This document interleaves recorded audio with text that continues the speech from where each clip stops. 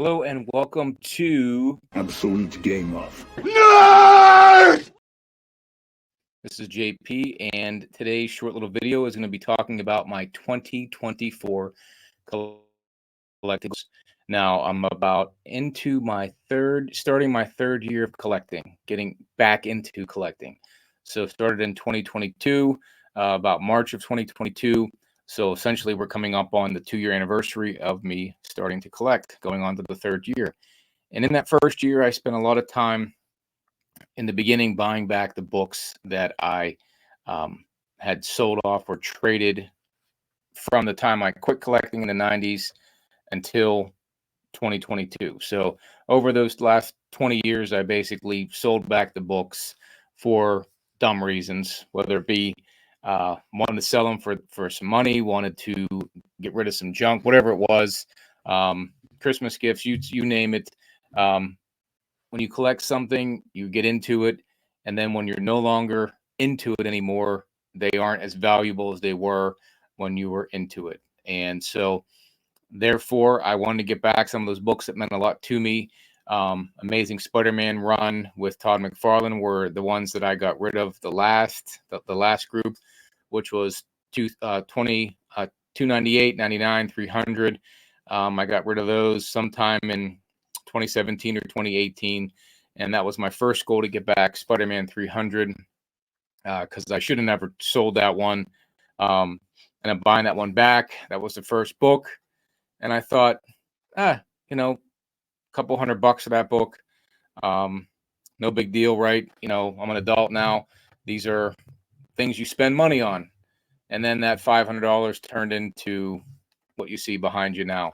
I really didn't think it would amount to just buying back those couple books and being done and end up becoming an obsession. I felt that I wanted to find a lot of these grails at garage sales, antique stores, because I realized that I knew I didn't have any comic book shops around me. So I realized that even though I didn't have those, I had antique stores near me and they had comic books. There's garage sales, all kind of interesting ways to maybe find comic books and collectibles from the 80s and 90s that, weren't available to most people or because I didn't have an LCS to go spend time at, I had that option. So I started looking at those garage sales, antique stores, and I was pretty certain I would find an ASM 129 or a Hulk 181, and I was pretty positive that was going to happen. And I did find some cool things throughout that first year. But as we moved into 2023, our first video, one of the first ones that Rohan and I made, was the hunt for 181, and that was our first goal in 2023, was to get a 181. Now, prior to that, sometime in August or September, I bought an ASM 129. Given where that book is at today, I well overpaid for that book, but it's behind me here and it's not going anywhere. I love the grade of it. I'm happy with it. It presents tremendous. It has a custom cover. Spider-Man, Punisher are my favorites, probably top, besides Lobo. So, but they are basically my favorites going back to the 90s. So I'm happy with that book. I'll keep it for a long period of time. So as we came into 2023, the goal was for Rohan and I to get 181. And I think Rohan went pretty quick. He shot his deer pretty fast. He found it. I took a little bit more time. But there were three or four Bronze Age grails, we'll call it, that I wanted. Hulk 181 being probably the most expensive, with Giant Size X-Men #1 and Ghost Rider were the other three that I had on my list. Now, Ghost Rider was kind of an afterthought, but if you think of the top bronze books of that, grail-wise, if you add in the Werewolf by Night for Moon Knight, you basically have ASM 129, Hulk 181, Giant Size X-Men, Marvel Spotlight 5, and the Werewolf by Night that had Moon Knight. So those are your top Bronze Age books. I wasn't a Moon Knight fan. I was a Ghost Rider fan.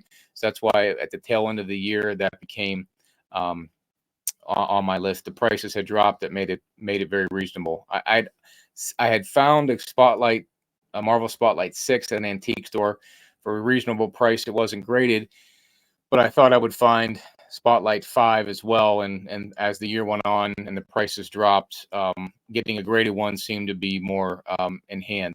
But we were able to shoot that elk, that deer, the 181, brought that one down. Then we were able to shoot down a GSX 1. And then later on in the year, we were able to find, like I just said, the Ghost Rider, and get that one. And there's been many others throughout this year that I got that weren't really on the radar. And that's what brings me to 2024. What is on my radar for 2024?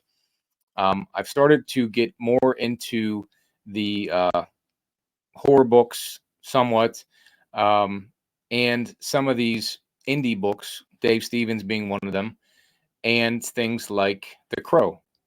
And so I'm thinking, what is really on my list? There's probably only one book that's going to be on my list for 2024, and I'll show you that now. And this is probably the main book I want to get at some point this year.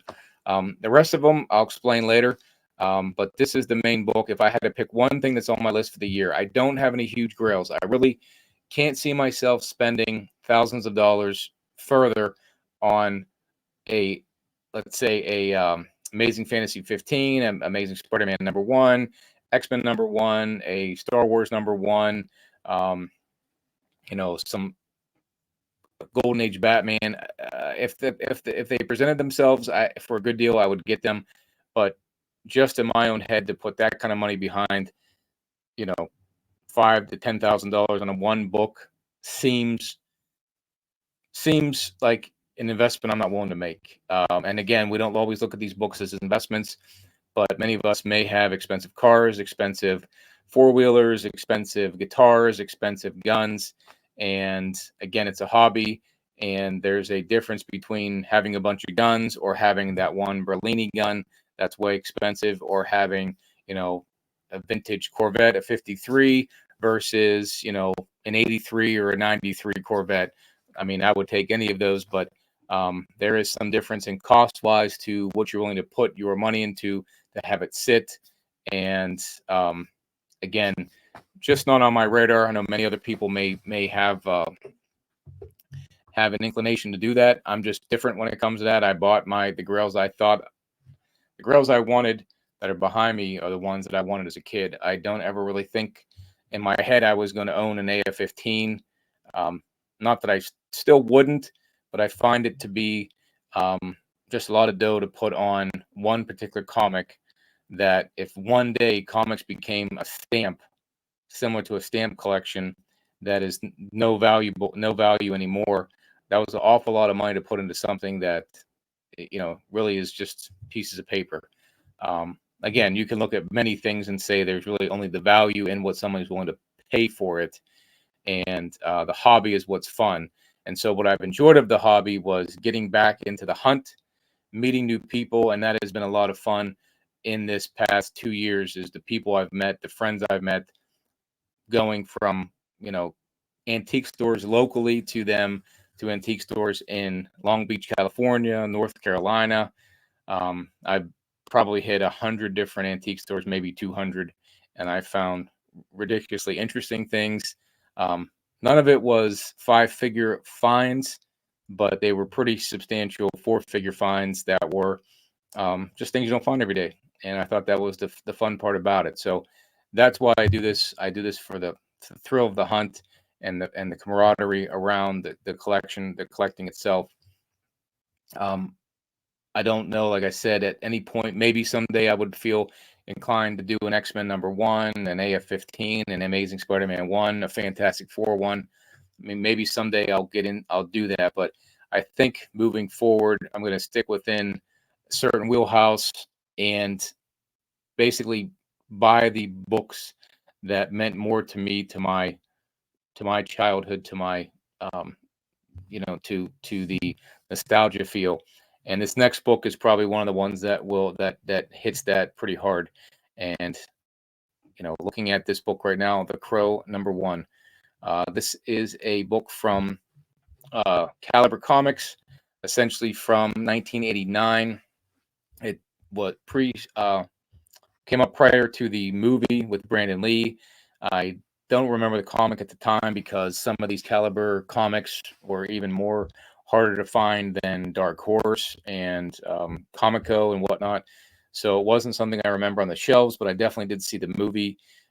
Many of the movies back in the 90s had great soundtracks that came with them. This Crow movie had a tremendous soundtrack. Another movie that had a great soundtrack was The Matrix. Great soundtrack from Rage Against the Machine. Judgment Night was a great movie from the 90s that had a cool, wasn't a great movie, excuse me. Sorry, wasn't a great movie. A cool movie for that time. And it had an awesome soundtrack, you know, Slayer. I think Rage was in there. You had some, you know, just various group of artists that made that album. Even Last Action Hero with Arnold Schwarzenegger had a great album, or excuse me, CD, which was, you know, AC/DC and whatnot, and it was pretty hardcore, you know, not hardcore, but hard rock music, you know, the good 90s music. And the movie wasn't great, but hey, had a good soundtrack. So The Crow has a lot of things going for it nostalgia wise. One, the cover itself, it's just just awesome. It's iconic. I mean, you know, to see it, if you saw the movie, you know the premise of the movie, you know what happened during the shoot of the movie with Brandon Lee. And those of you that were born in the 70s, watched movies in the 90s, if you like karate movies, if you like martial arts movies, you knew who Bruce Lee was. And when his son Brandon came on the stage, we were excited for that. And for his untimely death was something that hit pretty hard. But the movie itself was a cult classic. The soundtrack was great, and it's just an iconic cover that I want to have, because it talks about you know, it's part of my nostalgia, part of my childhood, just like this Matrix book. I mean, this was probably one of my favorite movies. I remember seeing this in a theater and being blown away by this movie. And again, this is the hard to find comic here itself. It was supposedly destroyed, but it isn't extremely high grade, but I'm happy to have it just because it means more to me than what the grade could be. So to find the Crow in a reasonable grade that presents well would be my goal for this year, for 2024.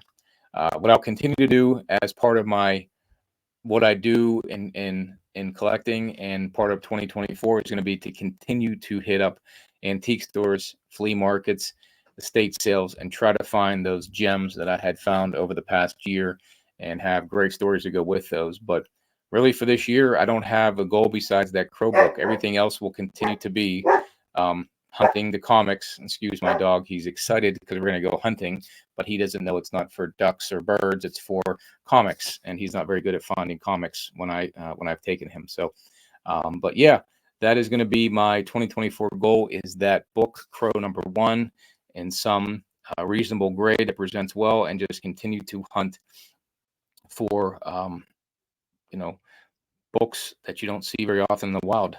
Something like now this isn't the same one, but Hulk 377. You might have seen my video from about a month back where I found the third print. I didn't think I'd find that. How about Blade #1? It's not that rare, but you don't find that picking through long boxes, do you? How about this puppy? Talk about 90s nostalgia, Darkwing Duck. Newsstand. And these are things I love finding, and whether I sell them off or keep them, time it will be to be determined. Time will tell. But I'm going to keep hunting, because that's why I'm still in this hobby, and I've enjoyed the past 2 years. I'm looking forward to year 3 and years to come, and enjoy the camaraderie, the friends, the Illuminati, my host, the salt to my pepper, Rohan. We've had a good 2 years, and 2 years of collecting, 1 year of being on YouTube. So we're continuing to look forward to the next year of this. But my goals are simple for this year. I look forward to sharing them all with you throughout this next year. Hope you guys all meet your goals as well. Have a great 2024. Peace.